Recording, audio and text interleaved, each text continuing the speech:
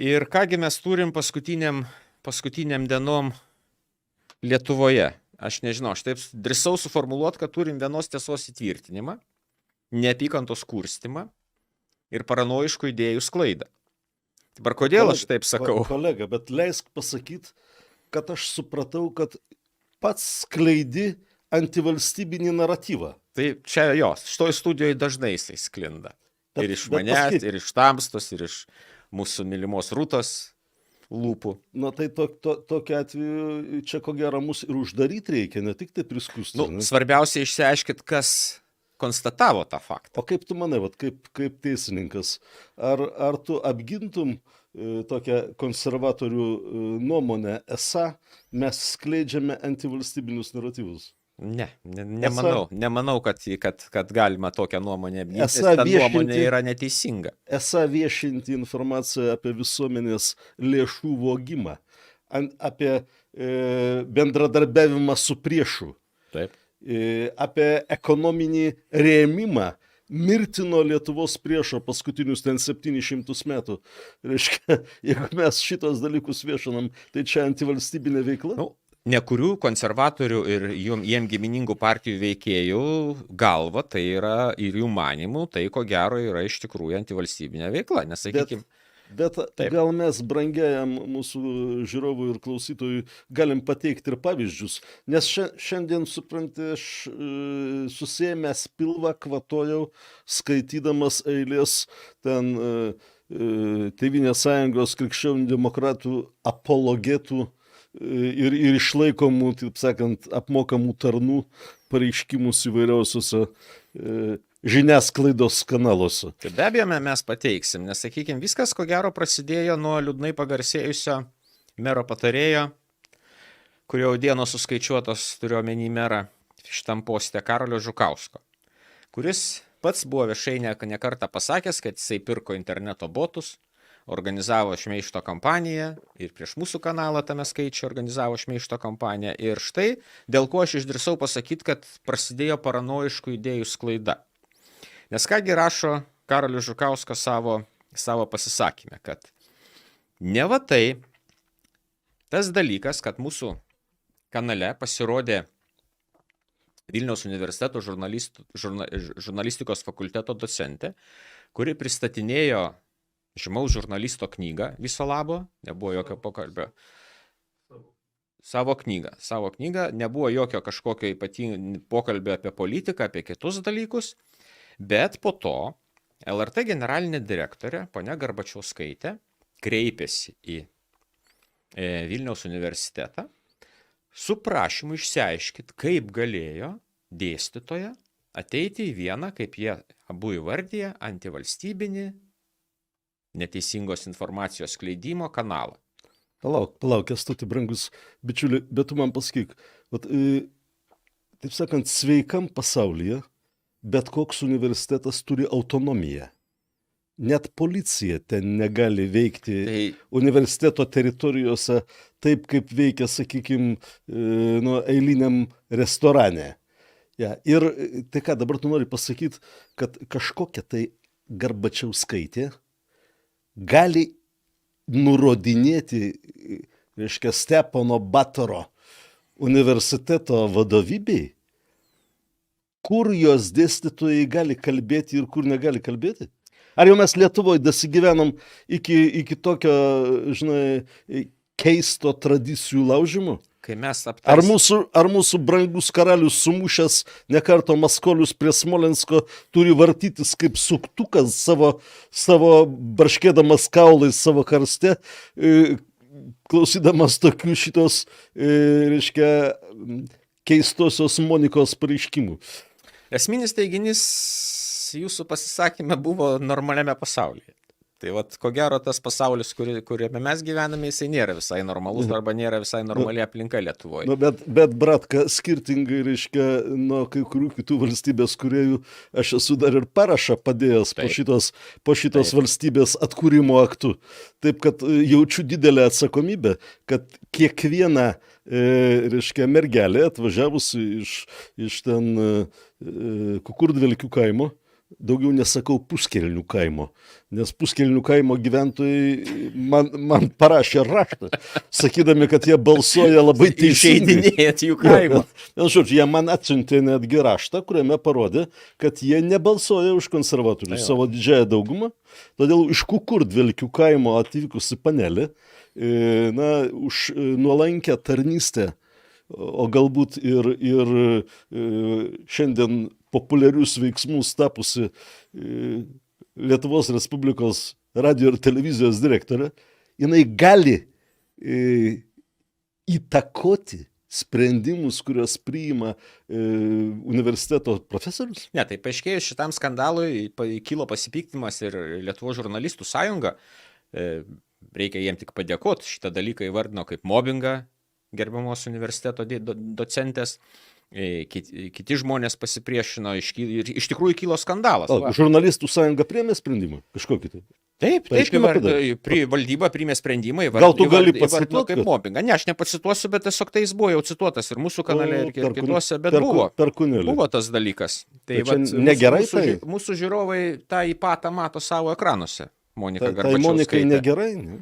Nu tai va, jinai negera, bet mes dar kalbėsim apie informaciją. Bet jei ir negerai, jinai turėtų labai blogai jaustis, jinai turėtų blogai miegoti. Jinai dalyvauja konkurse, užim generalinio direktoriaus postą ir pretenduoja, bet tai va dėl to aš ir pasakoju tą istoriją, dėl ko aš paaiškinsiu, dėl ko aš pasakiau, kad tokia iš tikrųjų paranojinių idėjų sklaida prasidėjo arba tikrai kažką kamuoja paranoja, nes va iškilus šitam skandalui, tai mero patarėjas, tas liūdnai pagarsėjęs Karolis Žukauskas, daro tokią išvadą, kadangi vyksta konkursas į LRT generalinio direktoriaus postą ir kaip viena kandidatė yra Monika Garbačiauskaitė ir atseit, kad ir mūsų kanalas ir paviešino tą gėdingą atvejį, kaip jinai kišosi į universitetą, reikalavo svarstyti docentės dalyvavimą vienoje ar kitoje televizijos laidoje, dalyvavimą vienam ar kitam kanale, tai jisai žiūri, kad čia yra nukreipta kryptinga kompanija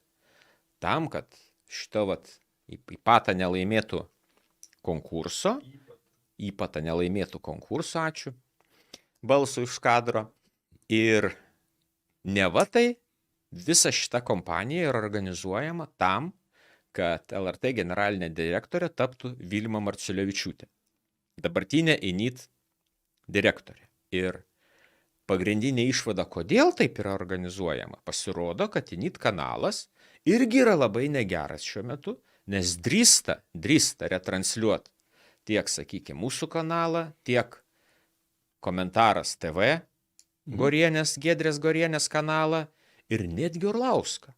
Tai jeigu jau INIT TV dabar vadovaujama Marciulevičiūtės išdrįso retransliuoti Orlausko kanalą, Giedrės Gorienės kanalą, tai Karolis Žukauskas, savo tokiom ligotom fantazijom jisai daro išvadą, kad tokiu būdu šeimų maršas, jis niekinamai vadina šeima maršiniai, yra pasirengę užgrobti LRT. Tai va čia jau dabar tamsta, aš nežinau, dabar kaip jūs kreiptis, ar kaip į psichiatrą, ar kaip į karinių reikalų ekspertą. Kreipkitės mane kaip į durnių daktarą. Tai va aš jau taip galvoju, kad ko gero taip. Nes paklausyk tu manęs, čiagi eina kalba apie spaudos laisvę, eina kalba apie laisvo žodžio suvaržymus. Bet tai po to dar bus baisesnis dalykas. Bet tu leisk man pasakyti. Prašau. Kad Tėvynės sąjunga krikščionys demokratai ir jų tarnai, nes tiek Garbačiauskaitė, tiek šitas Žukauskas, aš net jų vardų gerai neatsimenu, bijau ne taip panaudoti, žinai. Monika, o šito tai tikrai nežinau. Bet Karolis. Bet aš tik tai tiek galiu pasakyti, kad šitie žmonės yra netgi ne ten partijos veikėjai, jie tiesiog yra patarnaujantis personalas. Ten uoli tarnaitė ir žmogus atidarinėjantis duris, žinai. Tai va šitie veikėjai, jie užsiima spaudos laisvės ir laisvo žodžio naikinimu, dėl ko mes kovojom atkurdami mūsų valstybę. Viena iš temų, pagrindinių temų, buvo, jog yra galimybė kiekvienam išsakyti savo nuomonę. Ir jeigu mes nešmeižiam, jeigu mes nepažeidžiam įstatymų, tai tokiu atveju mes turim turėti teisę į šitą laisvę. Na, žinai, 18 šimtmetis, jisai garsėjo teiginiu, kad aš griežtai nesutinku su tavo išsakoma nuomonė, bet esu pasiruošęs numirti už tai, kad tu ją galėtum išsakyti. Taip. Andi, tai dabar tai yra tam tikra... Tie žodžiai priskiriami, taip. Tai yra europinių laisvių, europinės kultūros pagrindas. Ir čia ne šiaip sau kažkokia tai Kukurdvelkių kaimo, reiškia, žmogysta ar žmoga, kaip dabar yra sakoma, leidžia savo atakuoti ten vieną ar kitą televizijos kanalą. Tai yra užsimojimas prieš europinę kultūrą. Tai yra tiesioginis kelias į maskovitų apgyventą žemės. Štai ką daro šitie abudu žmonės.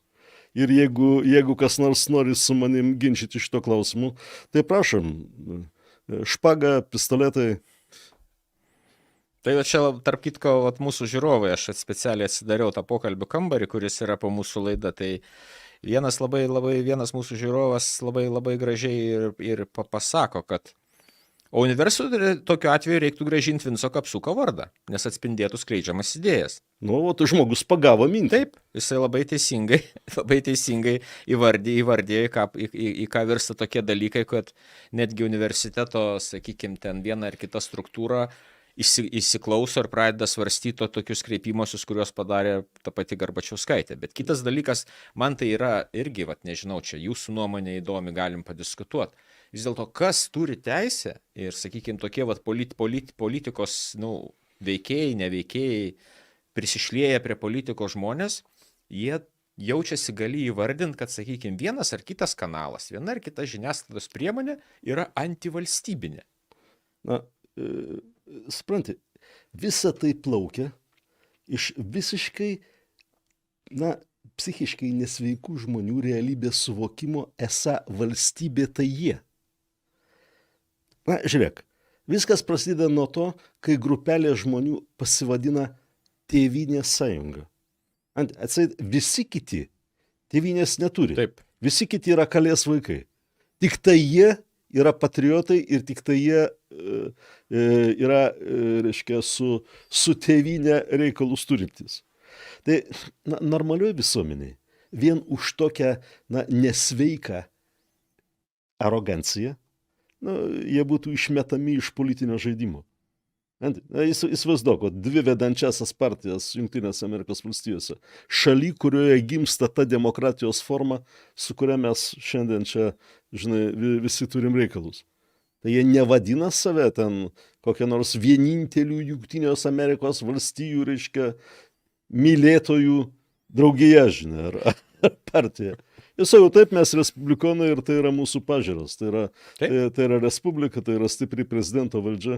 Kiti sako, taip, mes esam demokratai. Tai reiškia, jog mes reikalaujam kur kas daugiau teisių ir laisvių visiems tiems, kurios, reiškia, respublikonai laiko negalinčiais įtakoti valstybinės politikos. Bet visa tai yra padorumo rėme. Ir kai šitą kompanija pasivadina Tėvynės sąjunga, tai iš to toliau seka visi kiti veiksmai. Atseit, jie vieninteliai gali nustatyti, kaip šita valstybė ir kaip ta mūsų tėvynė turi atrodyti. Ir tada jie kaip pasiutę šunys puola visus kandžioti. Juk čia šitą situaciją ir dėl ko aš piktas šiandien. Piktas ant šito šablus. Šitą situaciją, kai jie neleidžia, reiškia, kitiems turėti savo nuomonę, jinai persikelia į verslo sritį. Šiandien aš kalbėjausi su eilė žmonių, kurie bijojo turėti reikalus dėl tiekimų Ukrainai. Todėl, kad aš dalyvauju OPTV. Čia yra, suprantate, tai yra maždaug toks perkeliamas į valstybinės visas institucijas šitos politikėlės pratęsimas. Atseit, tu dalyvauji ir turi nuomonę, kuri nesutampa su valdančiaja partija, reiškia, aš turiu didelę galimybę, kad būsiu represuojamas. Taip. Štai iki ko mes dasigyvenam Lietuvos Ne, valstybėje. tai mes dasigyvenom iki to ir aš dar drįstu daryti tokią išvadą, kad OPTV yra puolamas, buvo puolamas ir organizuojamas to šmeižto kampanijos šitų veikėjų, vien dėl to, kad jie, šita šaika, kaip jinai yra įvardyjama ir kaip mes ją įvardiname. Kaip jie patys save vadina. Kaip jie patys save vadina, jie pajuto konkurenciją. Kaip Jie ten, pajuto kaip ten šitas konkurenciją. žygiukas ir matukas? O Vilonių žygiukas, taip, sakė šaika. Nu, tai taip ir yra. Dar reikia dadėti šaiką laiką. Nu taip, bet sakykime vėlgi, Monika šiandien jau, pagal šiandien pasirodžiusią informaciją, jinai perspėjo pati save. Ir čia jau yra tas atvejis, Žinoma, pacituosiu. kuris buvo su VU docentė, jis jau nublanksta.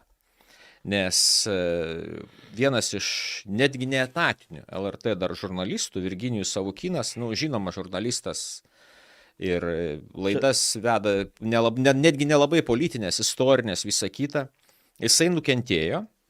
Leisk pasakyti, tai yra Taip. tikrai patriotas. Taip. Ir jo laidos, jos ugdo Būtent. Lietuvos jaunuomenę, jos duoda labai daug sveikos informacijos. Ir iškart pasakykim, kad čia ne tas Savukynas, kurį tu prieš tai citavai. Ne. Ne, čia yra Virginijus Savukynas, Taip, ja, aš tą pas Virginijus kuris Savukynas, taip. yra labai daug padaręs savo Istorinių laidų labai gerų padaręs. ilgametę veiklą tam, kad mes geriau pažintume patys save. Ir dabar pasižiūrėkime, už ką jis buvo baudžiamas. Ir tebėra baudžiamas. Na taip. Rugsėjo 30 dieną ponas Savukynas savo Facebooko paskyroje jisai parašo tokį tekstą. Tiksli citata. Teisingumo ministrė iškėlė drausminę bylą Ignui Vėgėlei dėl to, kad jis kėlė klausimus. Jie gali patikti, gali nepatikti, tačiau tokią teisę garantuoja Lietuvos Respublikos konstitucija. Manau, kad tai yra vienas iš baisiausių žingsnių, kuriuo pasikesinta į laisvę. Kaip ir Putino Rusijoje, nepatinkančių žmonės siekiame užčiaupti. Nemanau, kad šiai ministrei yra vieta vyriausybėje. Žmogus pasakė savo nuomonę. Korektiškai, be tų, sakykime, epitetų. Apie vieno veikėjo vartojamus žodžius mes dar šnekėsim toliau. Normaliai išsakė savo nuomonę, ar ne taip? Kęstai, šitų žmonių nuomonė, Monikos nuomonė, jis yra antivalstybinio naratyvo skleidėjas. Nes jis drįso suabejoti, jog į valdžią pakliuvusi šaika Leika nėra nuo Dievo.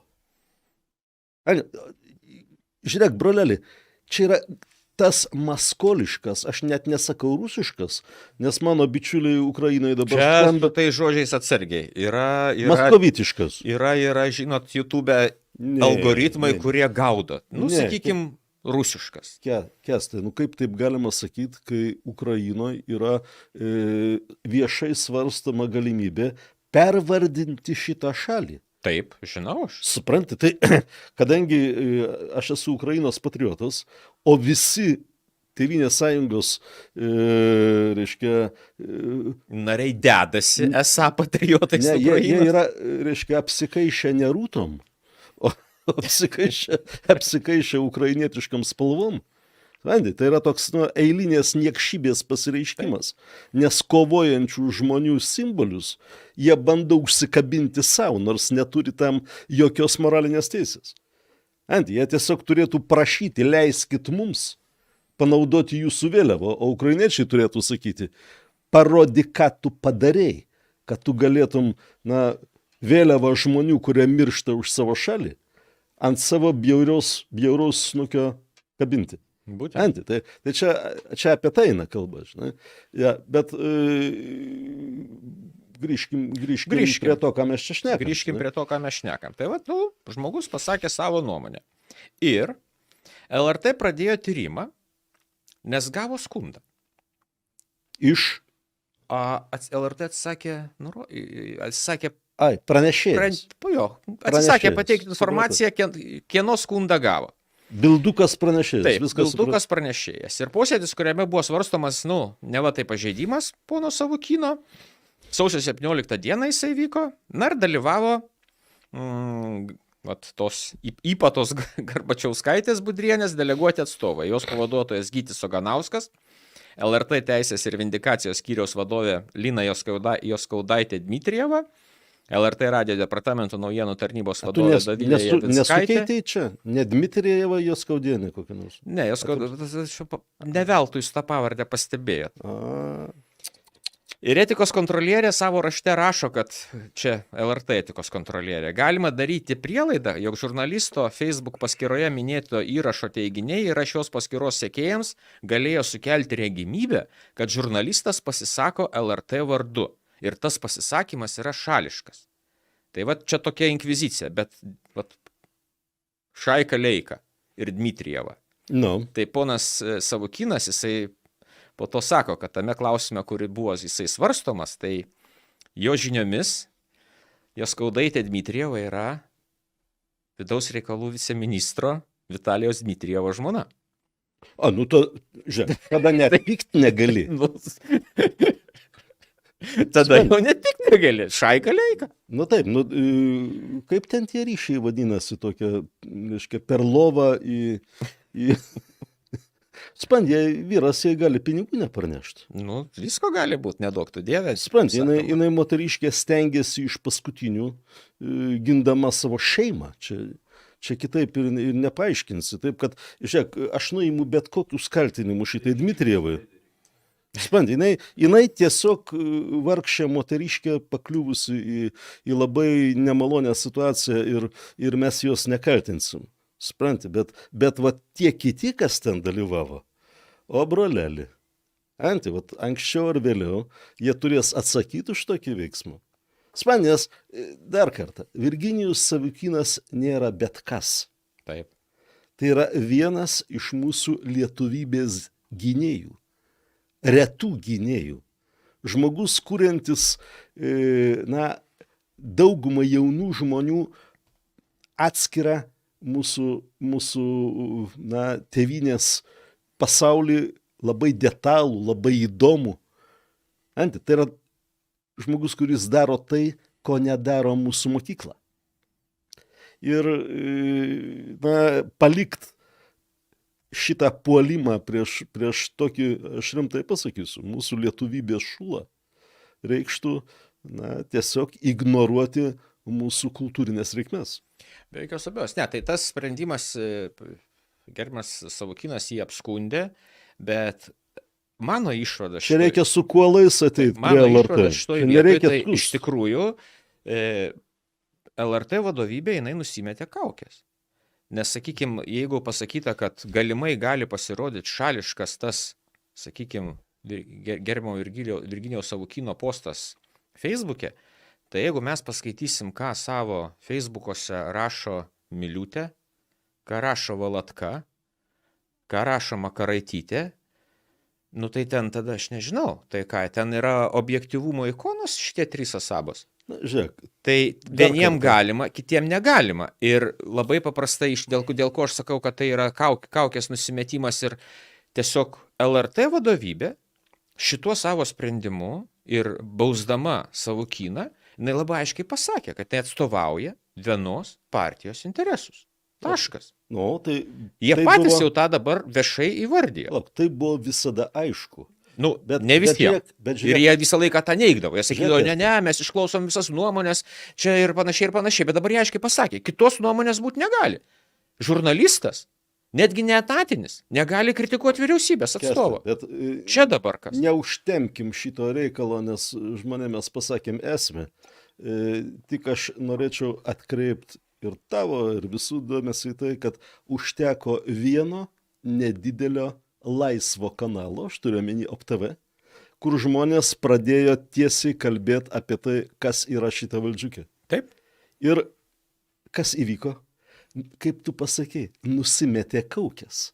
Nes toliau vaidinti demokratus, toliau vaidinti, reiškia, europinės kultūros gynėjus nebeišeina. Suprant, jie buvo priversti išeiti į mūšio lauką ir pasirodyti visų gražumu. Tai užteko vieno taško, iš kurio yra kalbama aiškiai.